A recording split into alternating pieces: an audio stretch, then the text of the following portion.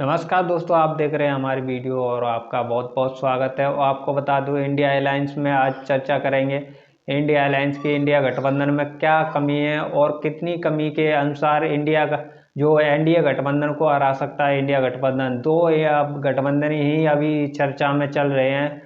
राजनीति के विश्लेषण कहते हैं कि एनडीए को हराने के लिए, बीजेपी को हराने के लिए इंडिया अलायंस में एक ही अभी चेहरा है, वो इंडिया अलायंस में शामिल होता है तो इंडिया अलायंस गठबंधन मजबूत होगा। उस मजबूत गठबंधन को लेकर चर्चा चलती रहती है। यूपी में 80 लोकसभा सीटें हैं और यूपी में 80 लोकसभा सीटों में से 17 सीट कांग्रेस को इंडिया अलायंस ने दे रखा है और सपा के पास में बाकी की अन्य जो सीटें हैं सपा के पास में है। और सपा अच्छे बता दें, इंडिया अलायंस की जो मजबूती है पूरब से लेकर पश्चिम तक, उत्तर से लेकर दक्षिण तक, जब भी सभी जो कार्यकर्ता हैं इंडिया अलायंस के, वो बताएं तो कांग्रेस को लेकर, कांग्रेस में जितनी फुक्तादारी है, कितनी मजबूत कांग्रेस है अब की बार, क्योंकि उसका समीकरण बनाने में राहुल गांधी का योगदान है। भारत जोड़ो न्याय यात्रा को स्टार्ट करते हुए और पूरे देश के अंदर घूम रहे हैं, तो उससे जागरूक जनता के विश्वास बढ़ता जा रहा है। और यूपी के जो सपा के मुखिया अखिलेश यादव, जो पीडीए को सपने को पूरा करने में लगे हुए हैं, उनके प्रत्याशी को चयन करते हुए उन्होंने 16 प्रत्याशियों को पहले से ये लिस्ट जारी कर दी थी। दूसरी लिस्ट अभी 11 प्रत्याशियों को जारी कर दी है। उससे गठबंधन में पुख्तादारी बनती जा रही है, क्योंकि वो मजबूत होता जा रहा है। गठबंधन को आपको बता दें कि गठबंधन में जो 16 सीटें थी उसमें एक दो मुस्लिम है और इसमें जो 11 सीटें हैं उसमें एक मुस्लिम है चेहरा।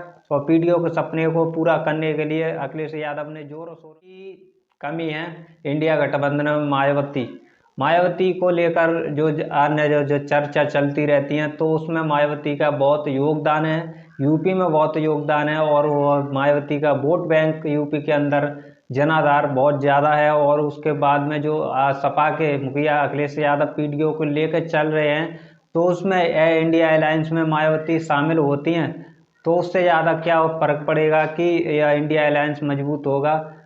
ब्राह्मण को साधेगी कांग्रेस, ब्राह्मण जो ऊपरी स्तर के जो कार्यकर्ता नेतागण अपनी जो ब्राह्मण समाज को साधेगी कांग्रेस। और उसके बाद में ओबीसी को लेकर चलेगी क्या सपा, और दलित एससी और एसटी को लेकर बहुजन समाज पार्टी एकजुट कर चलेगी। तो ये बीजेपी के लिए बहुत बड़ा झटका होगा। बीजेपी को हराने के लिए मायावती का इंडिया अलायंस में जाना बहुत जरूरी है। जब तक बहन Kumari Mayawati, Baspa supremo Mayawati India alliance में नहीं जाएंगी, तब तक इंडिया अलायंस अधूरा है।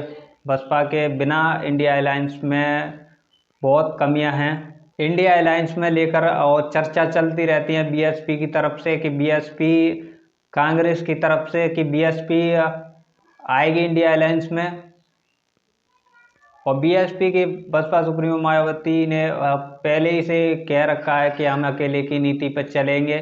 जब अकेले की नीति पे बसपा ने इस फैसला लिया है, तो उसको अटल करते हुए बसपा शायद अकेले की नीति पर चलती है, तो अब की बार बीजेपी सरकार फिर से आने के लिए तैयार है।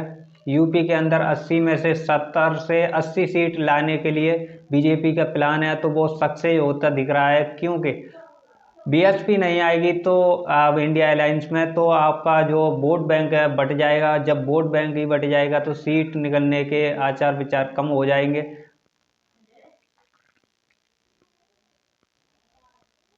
यूपी के अंदर 80 लोकसभा सीटों में से कम बसपा इंडिया अलायंस में, इंडिया गठबंधन में जाती है, तो एससी एसटी ओबीसी का जो पूरा वोट बैंक एकजुट होकर इंडिया अलायंस की तरफ जाएगा, हर प्रत्याशी की तरफ जाएगा, चाहे मुस्लिम कैंडिडेट हो, चाहे एससी का दलित कैंडिडेट हो, या ओबीसी का जैसे जनरल का ब्राह्मण कैंडिडेट हो, सभी को एकजुट होकर वोट मिलेगा, तो इंडिया अलायंस को मजबूती मिलेगी। और आपको बता दें कि बीजेपी को हराने के लिए बीएसपी को इंडिया अलायंस में जाना जरूरी है।